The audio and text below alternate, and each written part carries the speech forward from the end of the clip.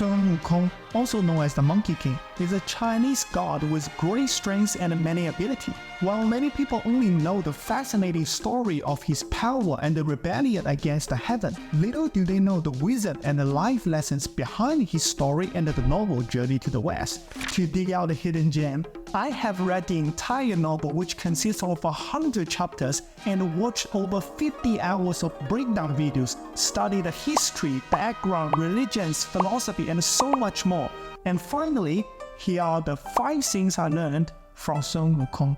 Ladies and gentlemen, welcome to my channel. My name is Yan, and I seek wisdom from the East and the West. In case you haven't watched my previous video, which is about the complete story behind Sun Wukong, I'll put the link here. But for now, let's dive right into the wisdom. Number 1. Have both a kind heart and an iron fist. During Journey to the West, the squad passes through many temples along the way. This is a good opportunity for them to get rest, recharge before they hit the road again. So there's one time that they pass through a beautiful temple, well decorated and with 300 monks living in it. Sansa asks these 3 apprentices to wait outside so him alone can go inside and ask the abbot to accommodate them. You know, his 3 apprentices look pretty terrifying. To pay his respect, he worships every Buddha and declares they are on an honorable mission to retrieve Buddha's sutras. To his surprise, the abbot actually refused to let them stay, saying that he has seen too many poor monks just like them who offers no value to the temple. Being kicked out, the crying Sansa asks Wukong for help. So Wukong comes in and smashes several Buddha statues with his Ruyi Jinggu Bao, and orders the abbot to welcome them, or otherwise he will smash more than just some statues. Out of fear, the abbot allowed them to stay at the main room, which usually belongs to the abbot himself. I believe many of us do have a kind heart like Sansa. We treat others with kindness, but sometimes other people take advantage of us. I remember during my first job, there was a team project.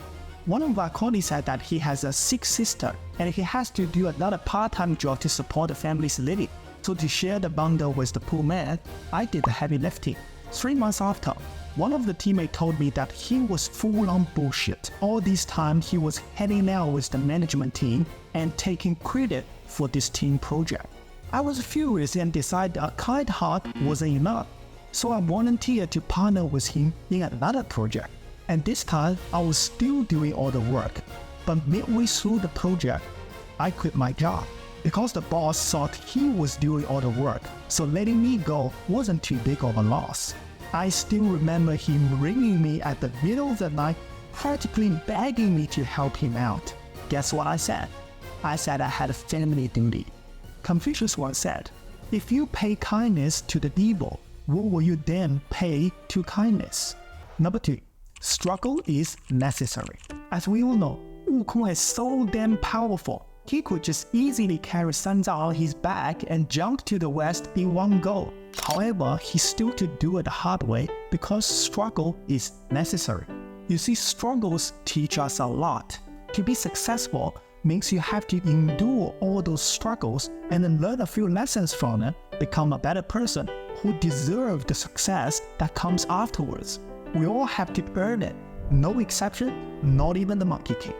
LeBron James is widely considered one of the best basketball players that the world has ever seen. He's got the strength, speed, passing, shooting, vision, everything. But guess how long did it take for him to win his first NBA championship?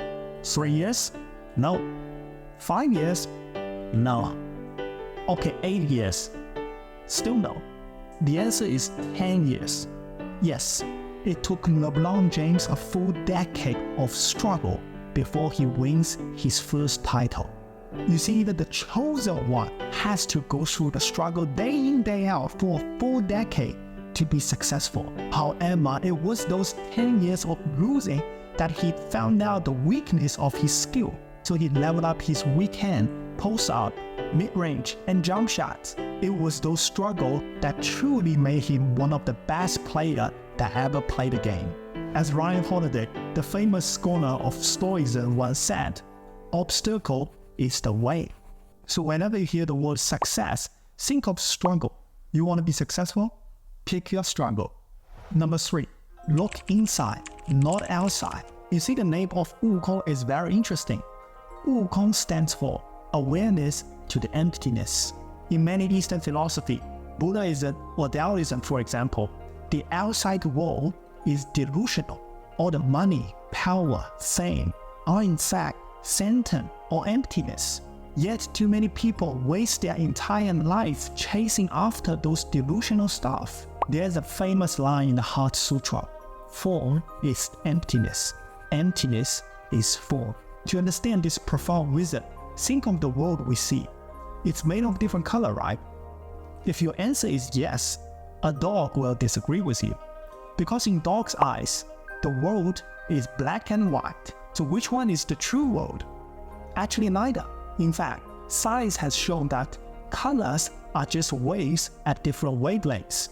Outside what human eyes can see, the entire spectrum is very broad. Any creature can only see a small part of it. We are all limited by our senses.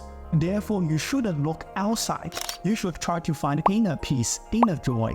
That's how we escape the matrix.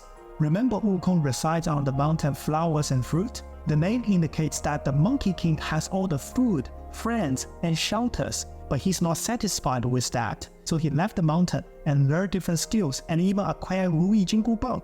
Now he has the power that the entire heaven can't even compete with. But then again, he feels empty inside. Just like every superhero, the monkey can also need to look inside to seek the truth, to seek happiness, to seek true joy. Similarly, the Buddha was once a prince. He had it all the fame, money. He has a beautiful wife, kids, and a kingdom waiting for him to command. But when he walked past normal people, he realized pain and suffering was everywhere. So he instantly knew that the thing he had was delusional. They are just outside world. That's why he gave up on everything and tried to seek truth, seek within, and finally reach nirvana. Because only your heart can lead you to a fulfilling life. Number 4. Pay the price of your choice. The best biographer Stefan Zweig once wrote, "Life never gives anything for nothing, and that a price is always exacted for what fate bestows." Our life is full of choice. We just have to realize there is always a price tag hidden behind every choice you make. Wukong could have just stayed at the mountain flower and fruit, but he chooses to live and seek immortality because he doesn't want to bear the cost of death. Wukong couldn't just be a horse protector in the heaven, which ranked lowest among all gods. Well, a god is a god, it's better than a monkey, right? But he chose not to, and fight the heaven. That's why he has to pay the price of being imprisoned by the Buddha underneath the Wuxing mountain for 500 years. And he could have chosen not to escort Sanzang to the west, but he could not bear the consequence of potentially another 500 years of prison life. You can choose to say no to overtime, but you have to pay the price of missing out another promotion. You can choose to work overtime, but you just have to pay the price of missing out some family hours. Many people live their lives not realizing the price of their choice. They end up regretting not doing things that they truly wanted, or doing too many things that are not important and missing out on those things that truly are. I guess the point is not to always make the right choice, because it's basically impossible.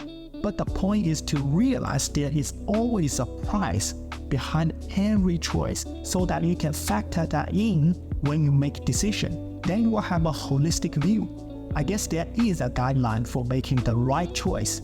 That's point 3. Seek inside. Number 5. Make peace with ourselves. This is my personal favorite. I think everyone has an Wukong living inside. It could be Iron Man, Superman, Naruto, or any superhero. When we were just kids, we were told that we are different, and we honestly believe that one day we will become the superhero that we always want to be. At least I believed it. But as I grew up, somewhere along the line, that I realized I'm not that special.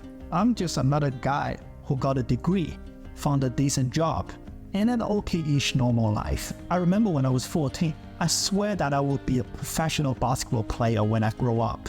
I want to be like Kobe Bryant, hitting all those impossible shots and winning a championship, another championship, another championship. Well, I gave up on my dream when I realized that I'm just physically incapable of playing professional basketball. And I also remember when I was 18, I said to myself that I'm going to be a millionaire by the age of 30.